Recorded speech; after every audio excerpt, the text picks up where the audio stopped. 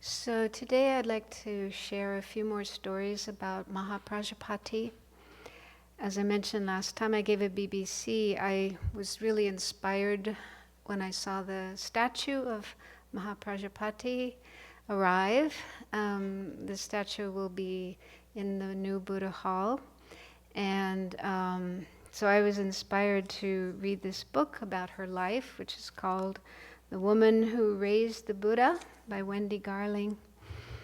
And last time I spoke about a previous life of Mahaprajapati when she made this strong aspiration, which came true in her life as Mahaprajapati. So today I'll talk more about that life. So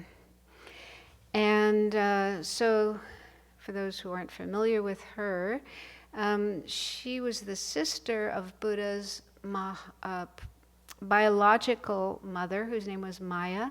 So Maya and Mahaprajapati were sisters, and they both became wives of Buddha's father, King Shuddha.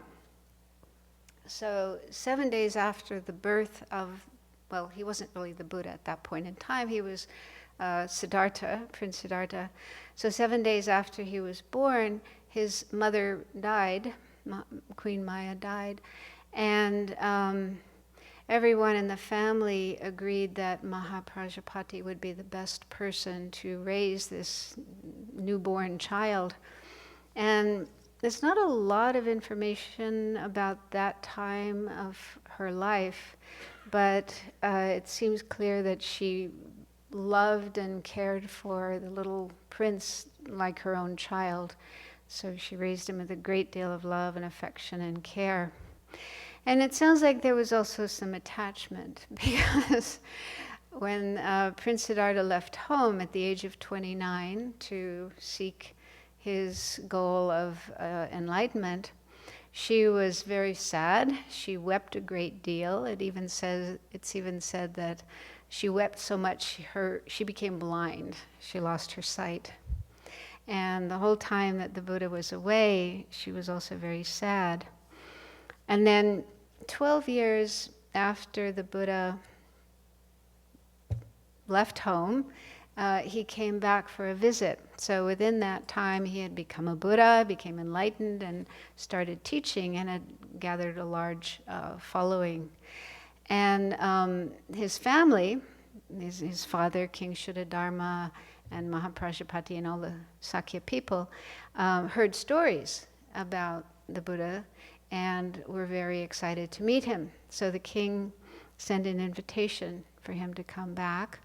And so the Buddha came back along with 500 of his followers, monastic followers, monks. And so the whole family and the whole town of Kapilavastu were very excited to have him come back. And the king prepared an area in a forest called the Nigroda Grove. Nigroda is the name of a type of tree, banyan tree. He prepared a very nice place where the Buddha and his monks could stay. So everybody came out to greet him. There was a great deal of joy and also it sounds like some ambivalent feelings. Some of the Sakya princes were expecting that the Buddha would bow to them. Perhaps they were older than him, and they thought, well, he's a younger prince, so he should bow to us, which would not have been appropriate for a Buddha to bow to ordinary people. And so the Buddha, when he arrived, did some miracles, performed some miracles. Like one of the things he did was to rise up into the air and have streams of water pouring from his body. So people were quite impressed by that, and I think they give up the idea that he should bow to them.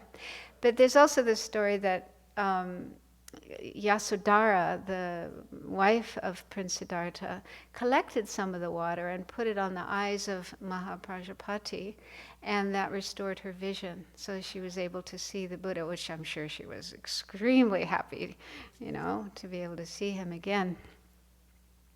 So then the Buddha and his followers stayed for a while in Kapilavastu and gave teachings, and also the king and many other people in the town invited them for meals.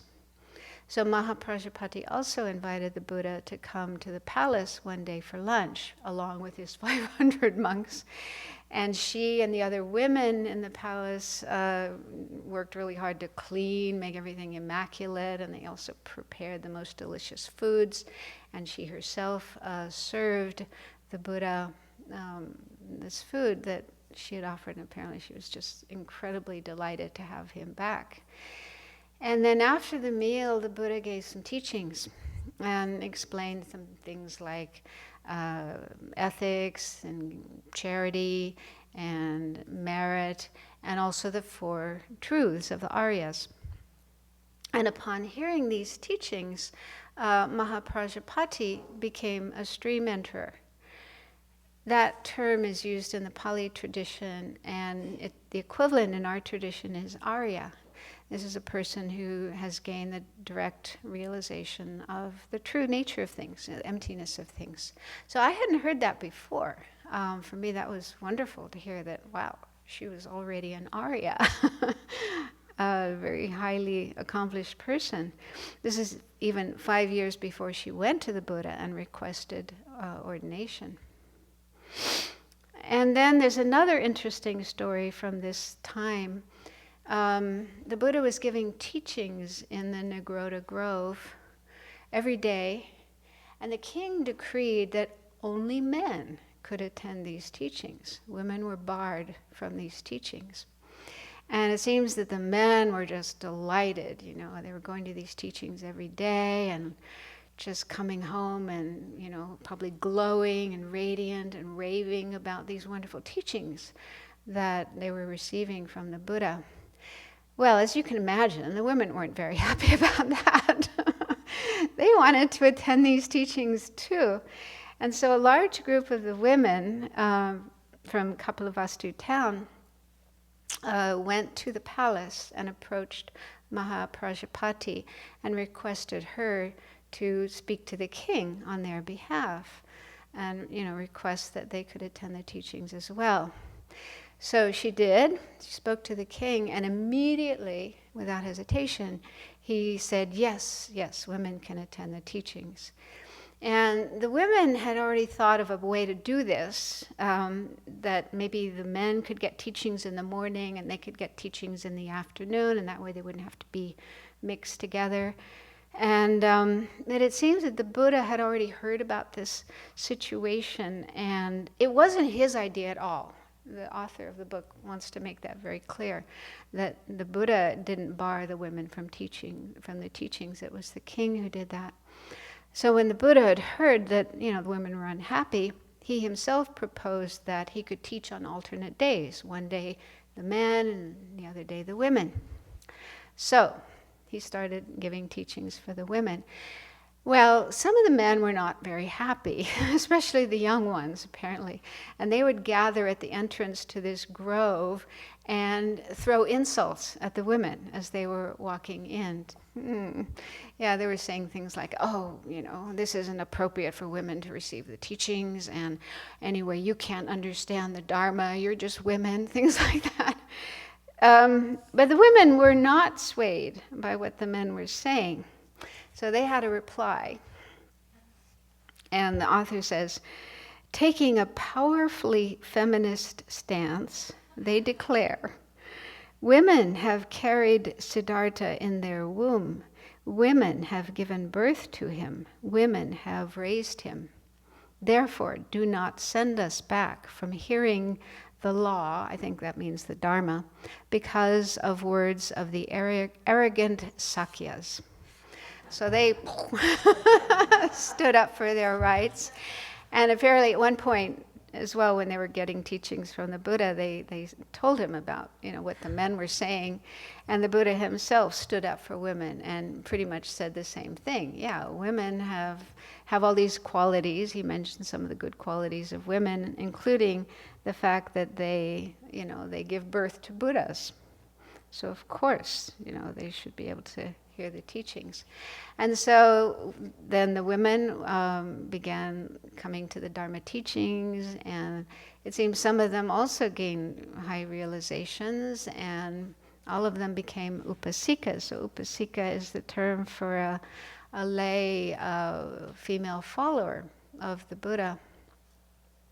And it's clear that the Buddha had the intention that his teachings would be for men and women, because there's a story from shortly after he attained enlightenment, Mara approached him and said, well, why don't you pass away now? Why don't you attain parinirvana now? I don't know what his idea was, but anyway, the Buddha said no. His intention was to establish the fourfold assembly of fully ordained monks, fully ordained nuns, and then lay male practitioners and lay female practitioners. So even before he started teaching, the Buddha had this intention to have these four types of followers. So it's very clear that, he didn't have the idea that only men should attend his teachings. And so with this large number of Sakya women coming to his teachings and taking refuge and getting realizations and becoming upasakas, this was clearly the beginning of the lay followers, the lay female followers. And then later, 5 years later, was when Mahaprajapati and the Sakya women approached to the Buddha and requested ordination. And so then they established the assembly of nuns. And so just reading a comment from Wendy Garling, the author, she says, this story of the rigor of the Sakya housewives provides an essential missing piece in the puzzle of early Buddhist history. It goes back further than before, telling us that women were Dharma enthusiasts and advocates before the question of ordination arose, that women as householders first laid claim to equal rights with men in learning the Dharma and becoming lay practitioners. So I think we often hear this story about Mahaprajapati and the women approaching the Buddha and requesting ordination, but I'd never heard this story before. Maybe you haven't either. But it makes it clear that they had already started learning the Dharma and even gaining some realizations before they requested ordination. Because to me it always sounded a bit like, these women, they were coming along and they didn't really know much about the Dharma, but their men had already left, and so now they were coming for ordination as well. So it was really interesting to find out that, they had already become followers of the Buddha, had already learned the Dharma, some had even attained realizations. And it also points out the role that Mahaprajapati played in this whole situation. I wonder if the women would have dared approach the king himself. If she hadn't been there as the queen, they may not have had the courage to just go directly to the king and say, hey, come on, let us go to the teachings too. So she played this intermediary role in them. And her name, Mahaprajapati, literally means great leader of a great assembly. And so she was already starting to play that role as someone who the women could turn to for help. And then 5 years later, they would all go together to the Buddha and request ordination, and that's the beginning of the lineage of female ordination in Buddhism. So she's a very important person in this whole story of the history of Buddhism, especially for women. And so, I think it's helpful to know more about her life. We're going to have her statue there in the Buddha Hall to look at every day in our practice. So, I hope this is helpful for all of you. It's been helpful for me to learn more about her and her life.